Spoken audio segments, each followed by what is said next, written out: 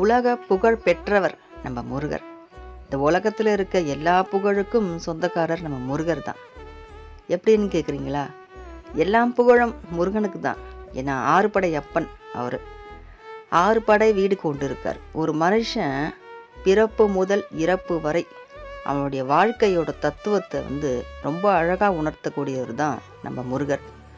6 படை வீடு கொண்டு இருக்காரு. ஒரு கஷ்டம் வரட்டும், யாருக்குமே ஒரு வாழ்க்கையில் முன்னேற்றம் வரட்டும், எதுவாக இருந்தாலும் முருகனுடைய அனுமதி இல்லாமல் வர முடியாது.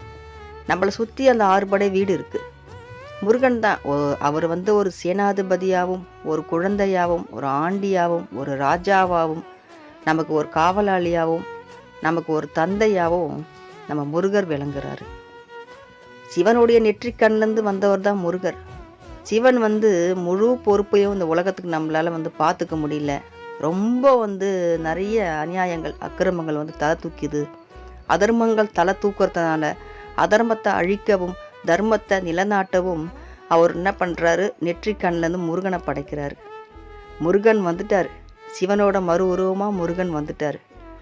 அதனால் சிவனுக்கு இருக்க ஒரு மிகப்பெரிய பவரும் முருகருக்கும் இருக்கும். முருகர் வேறு, சிவன் வேறு கிடையாது. அதனால் எல்லாம் புகழும் முருகனுக்கு தான் சேரும். நமக்கு எல்லாவாவும் இருந்து தாயுமானவன் அவர். தாயுமானவன், தந்தையானவன், குழந்தையானவன், எல்லாமாவும் இருந்து நம்மளை இன்னை வரைக்கும் காத்துக்கிட்டு வந்துட்டுருக்காரு. மனுஷங்களுக்கு தெரியாது ஒருத்தருடைய அருமை என்ன, பெருமை என்ன, அவங்க என்ன தப்பு செய்கிறாங்க, அவங்க மனசில் என்ன இருக்குதுன்னு தெரியாது. ஆனால் நம்ம முருகனுக்கு நிச்சயமாக தெரியும்.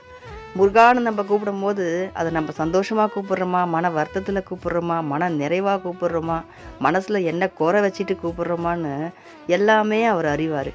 அவருக்கு தெரியும் யாரை என்ன எப்போ கொடுக்கணும், இவங்களுக்கு எதை செய்யணும்னு தாயுமானவன் அவனுக்கு தெரியும். அதனால் நம்ம முருகர் இருக்கும்போது நம்ம எதுவுமே கிடைக்கலையேன்னு வருத்தப்பட்டுக்க வேண்டாம், எதுவும் கிடைச்சிச்சேன்னு சந்தோஷப்பட்டுக்கவும் வேண்டாம். எதுவும் நிலை இல்லை. நிலையே இல்லாத வாழ்க்கை இது, நிலையற்ற வாழ்க்கை. அதில் நிலையானது நம் முருகன் ஒருவனே.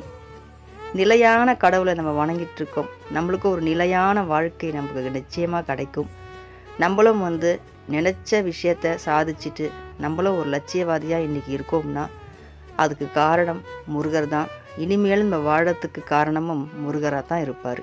வெற்றிவேல் முருகனுக்கு அரோகரா.